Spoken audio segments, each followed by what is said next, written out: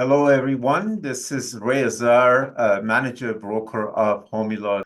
Here at Homila, our aim is to make sure that real estate industry and consumers are educated and they basically know all the ins and outs of real estate industry, as well as make sure that they all sign documents that they have a full understanding of. And today, we're going to be talking about Form 320.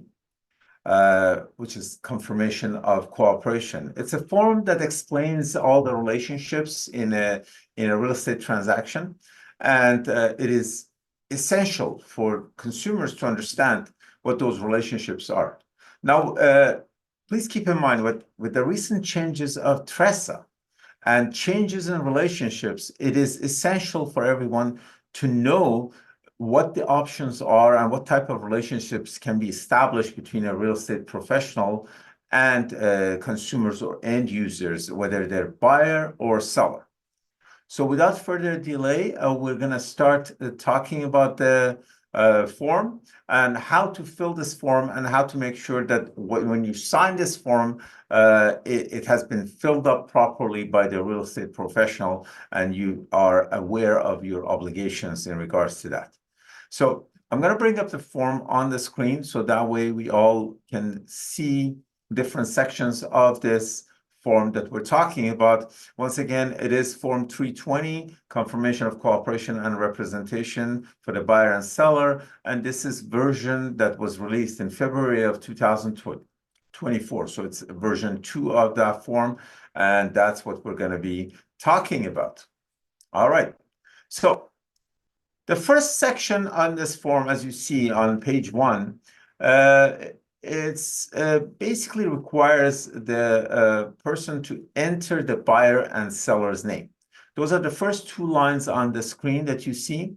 And then right underneath that, you have the address of the property.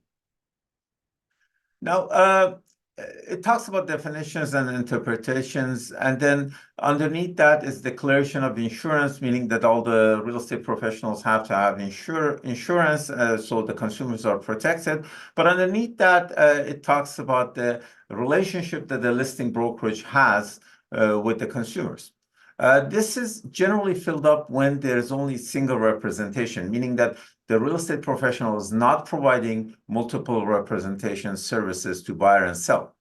So traditionally, this section had only 2 options, but now we have 3 options, and I'm going to explain what they are. So the part A that you see here under number 1, the listing brokerage, says that the listing brokerage or designated representative of the listing brokerage represents the interest of the seller in this transaction.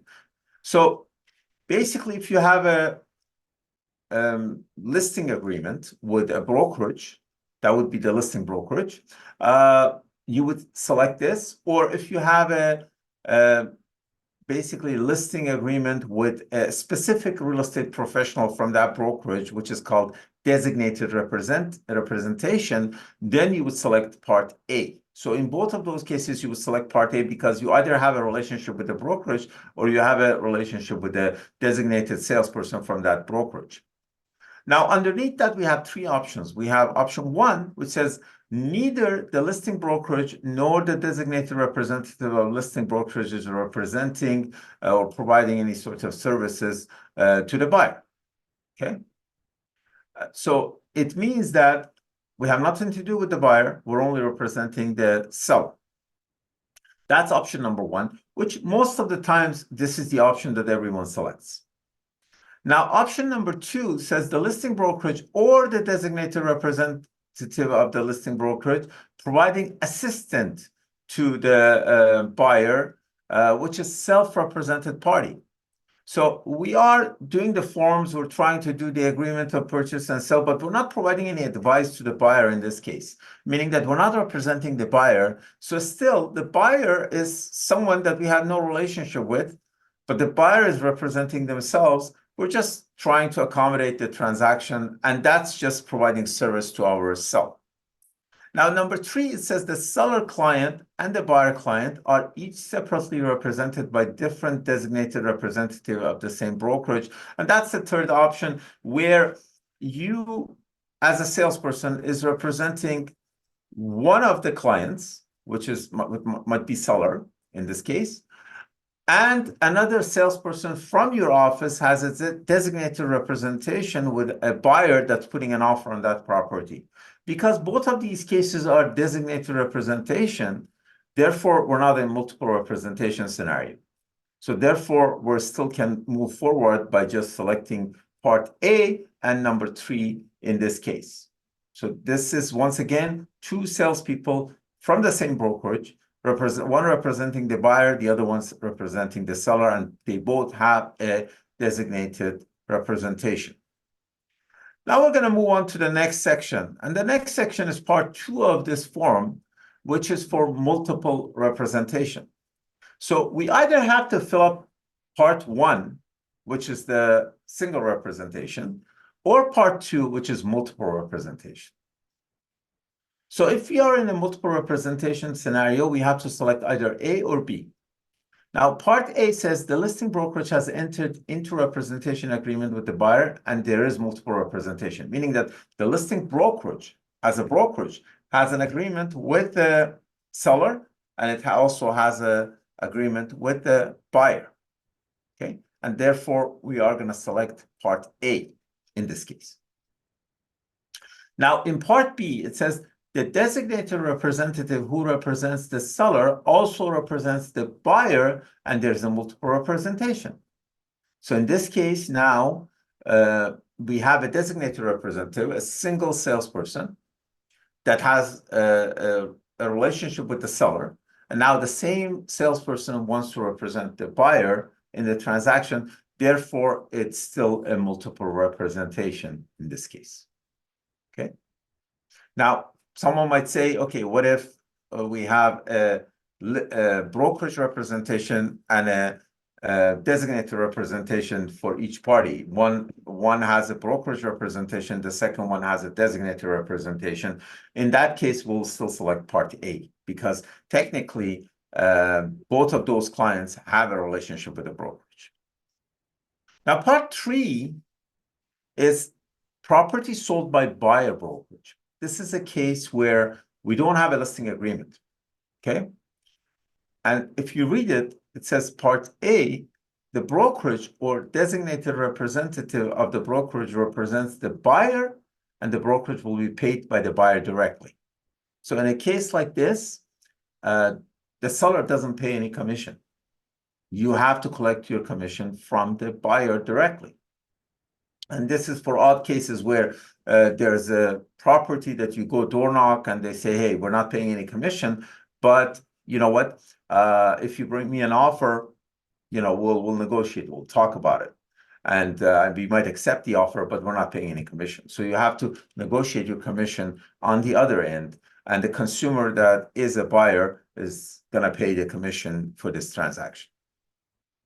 Now, after part 1, which we discussed, that covers the listing brokerage, then generally, if there is not multiple representation, we have a cooperating brokerage. So if you have filled up part 1, technically you have to fill up part 4 as well, which covers the cooperating brokerage. Now, in this section, we have 2 parts, part A and B. Part A says a representation, and number 1, which the only option is number 1, the cooperating brokerage or designated representative of cooperating brokerage represents the interest of the buyer in this transaction. It means that the buyer wants to bring an offer, and that buyer is represented either by a brokerage or by a designated representative from a brokerage. And in both of those cases, we'll select A and we'll select number 1.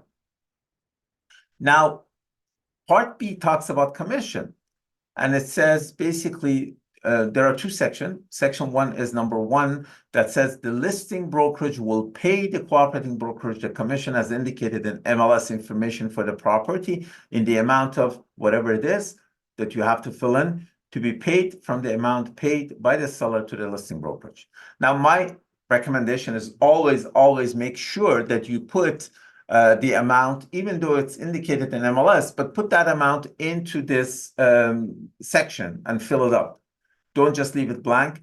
because we have seen a lot of cases where the commission has changed on MLS after an offer came in, and that causes all sorts of chaos and problems. So please make sure that you fill that information in. Now, the second one says the cooperating brokerage will be paid as follows. So let's say there is a commission in the MLS indicated that it's going to be paid to the cooperating brokerage, but then during the negotiation, things change. And then maybe the cooperating brokerage wants a higher commission because they're doing some extra work for the buyer, or maybe it's going to be a lower commission because they're willing to cut their commission to make the deal happen. In this case, we'll select part 2 and we'll indicate what that commission is going to be. Is it a flat fee? Is it a split? Whatever it is, that we will put that in there, and we will indicate the percentage or the exact amount or a combination of both that they're going to be paid. Okay, so that's basically how you fill up this form. Now I'm going to continue with the form and show you some of the other sections here. At the bottom of page 1, we have the initials of all parties. So we got the listing brokerage, we got the cooperating brokerage, or buyer brokerage, seller, and buyer that they have to initial in this section. The listing brokerage and cooperating brokerage obviously is going to be the representative that's representing the client that will initial these sections. Now, if you go to the next page, which is page 2, the bottom of the page, you have the section that is the acknowledgement. And in here, you have to put the name of the cooperating brokerage and a listing brokerage, their phone number and fax, and both basically they have to, the listing brokerage has to sign, and the salesperson, broker, or broker record of that company has to put their name. This is basically the the information for the 2 brokerages that has to be filled in here, and the salespeople also have to sign this document to make sure that they're all on board and they agree to all the details of this agreement. But as I mentioned, we have acknowledgement section as well at the end, and this acknowledgement section is at the bottom. But prior to that, we have a consent for multiple representation. If buyer and seller are in a multiple representation, whether it's a brokerage that providing service to both of them, or it's a designated representative that's providing the service to both of them, then in that case, they both have to initial this section consenting to the multiple representation. With the new changes in TRESA, you also have to make sure that they sign another form consenting to this. So there's a separate form that has to be signed as well to that acknowledges that they are aware of multiple representation and risks involved in that, and then that will allow the salespeople to get into a multiple representation with the clients. Now, and finally, the acknowledgement is at the bottom. This basically says that I have received, read, and understood the above information. So that's when you provide a copy to the client, and you have to get the buyer and seller sign and date this document. And then with that, the document is filled up properly and is complete, and then we're done. Okay. This was the explanation of Form 320. I hope everybody has a clear understanding. If you have any questions or comments, just put it underneath this video, and we're going to try to respond to those comments. This was a great upgrade from OREA, because original form that they came up with at the beginning of the year was a disaster. This is much clearer. This is nicer. We try to push for this, and finally it's out there, and everybody should be able to fill this up without any problems. If you have any further questions or comments, you can also reach out to us directly. My direct phone number is 416-917-1414, or you can send me an email at ray@homila.com. The contact information for the company is also on the screen. Feel free to reach out to us, and if we can help you with any real estate transactions, one of our professional real estate salespeople will be able to provide that service to you. Till next time, take care, and we're going to continue to educate the industry and make sure that everyone is filling up these forms properly, and consumers have a clear understanding of all these forms, and they know exactly what they're signing. Take care, and see you next time.